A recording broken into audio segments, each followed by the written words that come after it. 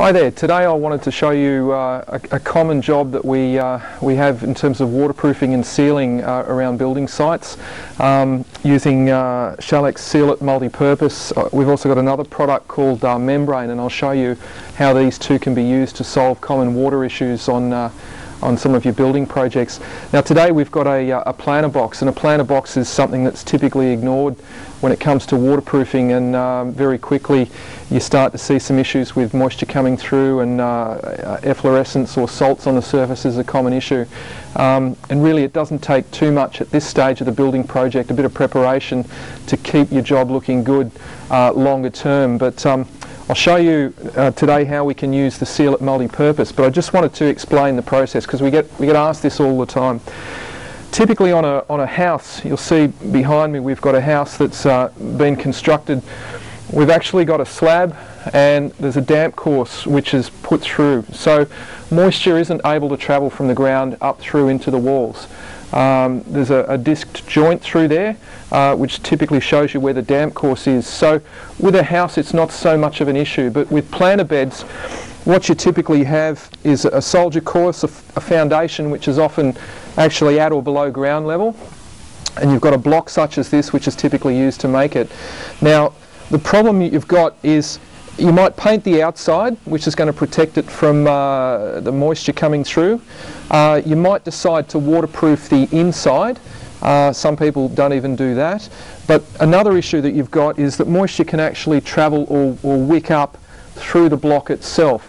So really you've got to protect the front, you've got to protect the back, and you've got to try and put some barrier to stop moisture coming through.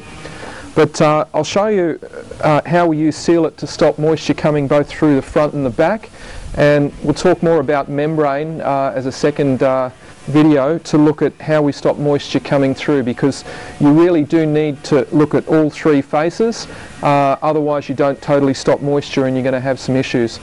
So Seal-It is a fairly economical product to use. It's a water-based clear drying membrane. Now I've used this before. It lasts for a long time. It is water-based, but we do recommend the use of gloves because it's incredibly sticky and hard to get off your hands. It's like a liquid rubber. But the process is quite simple. I basically take a 50-50 mix. So we've got roughly half a bucket there. I'll add some clean water to that.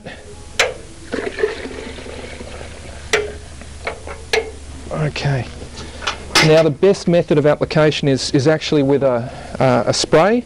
I've already put some water through the lines here just to make it easier to wash afterwards. So I'll just tip that water out, and then we put our Seal-It in.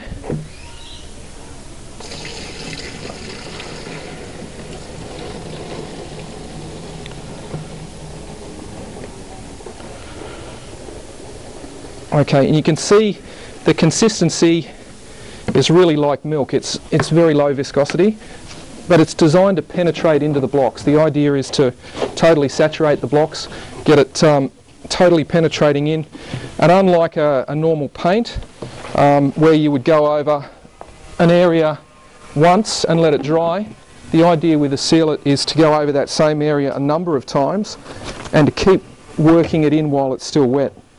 So I'll just get some pressure in the backpack here.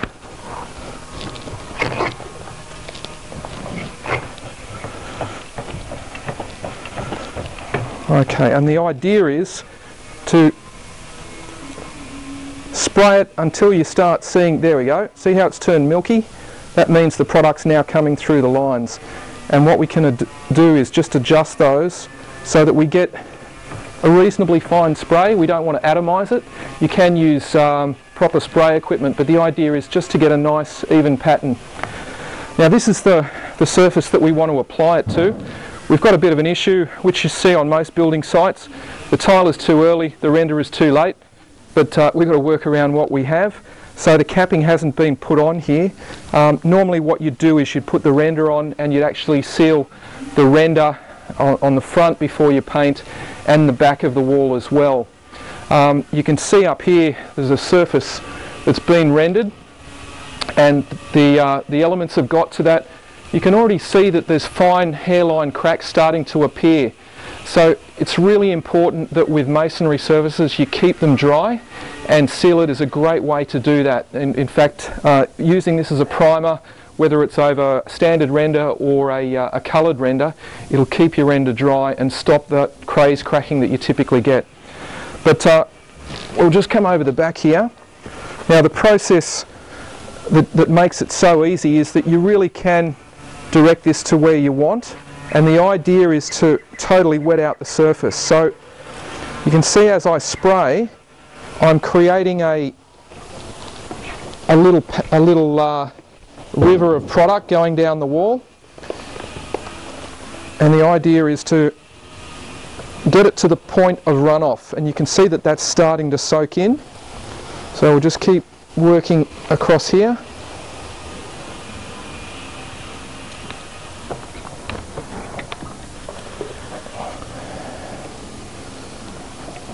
You've got to keep the pressure up because the idea is to keep spraying.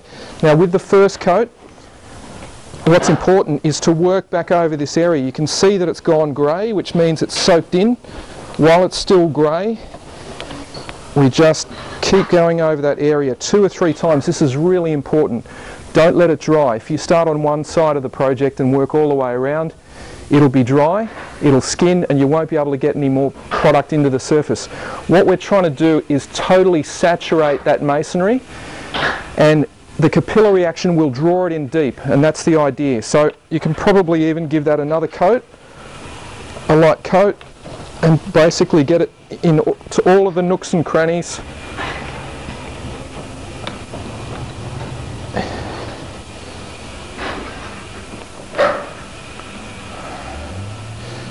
And it will start to soak that in. So that's the first coat. The first coat is basically diluted 50% with water, and you need to pass over the same area 2 to 3 times. Now what you would do is let that dry.